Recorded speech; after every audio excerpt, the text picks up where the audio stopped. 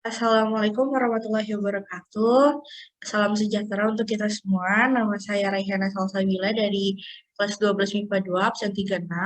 Di sini saya akan menjelaskan tentang alkil alkanoat yang sudah didiskusikan oleh kelompok saya pada saat di breakout room. Untuk definisinya, alkil alkanoat dapat dihasilkan dengan cara mereaksikan antara sebuah alkohol dengan asam karboksilat. Alkil alkanoat diturunkan dari asam karboksilat. Sebuah asam karboksilat mengandung gugus min COOH, dan pada sebuah alkil alkanoat, hidrogen di gugus ini digantikan oleh sebuah gugus hidrokarbon dari beberapa jenis. Hidrogen pada gugus min COOH digantikan oleh sebuah gugus alkil. Pada gambar sebelah kiri terlihat itu adalah struktur asam karboksilat. Pada struktur asam karboksilat di sini kelihatan O dan H berdampingan. Tapi di gambar kedua di sebelah kanan itu O-nya itu berdampingan dengan R aksen yang dimana itu sudah menjadi struktur alkil alkanoat. Untuk tata nama sendiri itu ada dua, ada IUPAC dan juga trivial. Trivial itu adalah tata nama internasional, biasanya dia menggunakan for. Untuk trivial, dia itu nama lazim atau nama dagangnya. Untuk alkil nama atau untuk alkil alkanoat pada IUPAC, penamaan senyawa alkil alkanoat hampir sama dengan penamaan asam alkanoat. Hanya saja karena atom H dari gugus min OH diganti dengan nama alkil, jadi penamaannya dengan menyebutkan nama alkil terlebih dahulu, baru kemudian alkanoat. Untuk trivial, nama trivial alkil alkanoat atau ester terdiri dari dua kata. Kata pertama ialah gugus alkil yang terikat pada oksigen alkil alkanoat, dan kata kedua ialah nama alkanoat atau karboksilat dengan membuang kata asam. Pada kesempatan kali ini saya mau mencoba menjelaskan tentang pemberian tata nama pada alkil alkanoat. Untuk yang pertama, saya akan menjelaskan IUPAC, tata nama IUPAC. Yang harus kita fokuskan, yang pertama itu melihat O-rangkapnya. Karena yang tadi sudah saya bilang, penamaannya dibalik, jadi gugus alkilnya di depan, lalu diikuti dengan gugus alkanoat. Jadi kita fokus dulu ke O-rangkapnya. Di belakang O-rangkap itu ada satu jumlah atom C-nya 1, jadi namanya metil di depannya, terus jumlah atom C di depan O-rangkapnya itu ada 1. Jadi untuk nama IUPAC yang pertama adalah metil metanoat.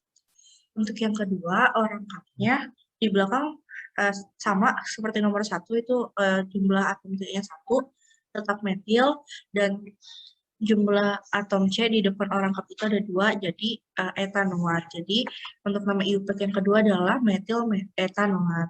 Untuk yang ketiga, O-rangkapnya di belakang itu ada penambahan 1 atom C, jadi atom C-nya jumlahnya ada 2, jadi namanya etil. Dan yang di depan atom C itu ada 3, jadi jumlah atom C-nya ada 3 di depan O-rangkap, jadi namanya untuk nomor 3 adalah etil propanoat. Nah, untuk nomor 4, di sini kita lihat O-rangkapnya, di belakang O-rangkapnya itu ada C-nya 1, jadi itu namanya metil. Nah, untuk di depan O-rangkapnya itu ada atom C-nya sebesar 4, jadi namanya metil butanoat. Untuk nomor 5, O-rangkapnya di belakangnya ada 2 jumlah atom C, jadi namanya etil. Untuk yang di depan ada jumlahnya 5. Jadi untuk nama IUPAC soal contoh nomor 5 adalah etil pentanoat.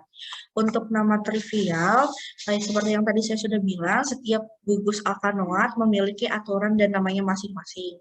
Jadi untuk struktur nomor 1 adalah metil formayat, yang kedua adalah metil asetat, yang ketiga adalah etil propionat, yang keempat ada metil butirat, yang kelima ada etil valerat.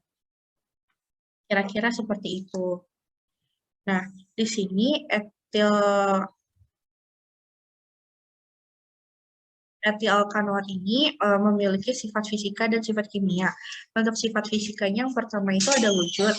Nah, wujud dari si alkil alkanoat bersifat rendah berwujud cair encer. Alkil alkanoat tengah itu berwujud cair kental.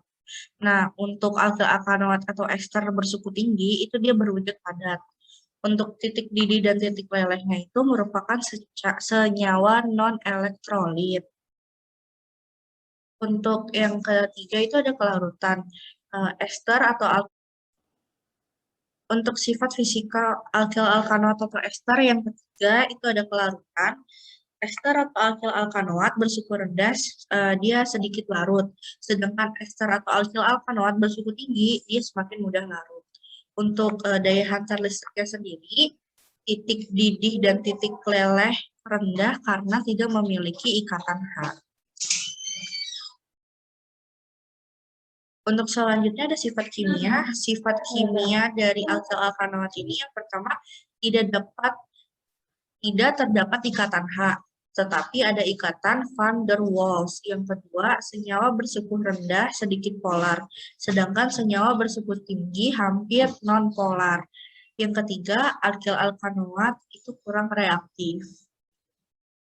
Nah, kegunaan sendiri dari alkil alkanoat yang pertama, alkil alkanoat yang berasal dari buah-buahan digunakan untuk aroma atau essence pada makanan yang kita makan sehari-hari.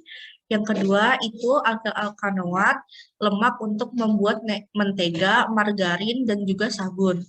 Yang ketiga alkil alkanoat lilin digunakan untuk mobil dan batik, dapat diperoleh dari tawon dan daun palma Brasilia. Oke, cukup sekian presentasi dari saya. Apabila ada kesalahan kata, mohon dimaafkan. Wassalamualaikum warahmatullahi wabarakatuh. Selamat malam.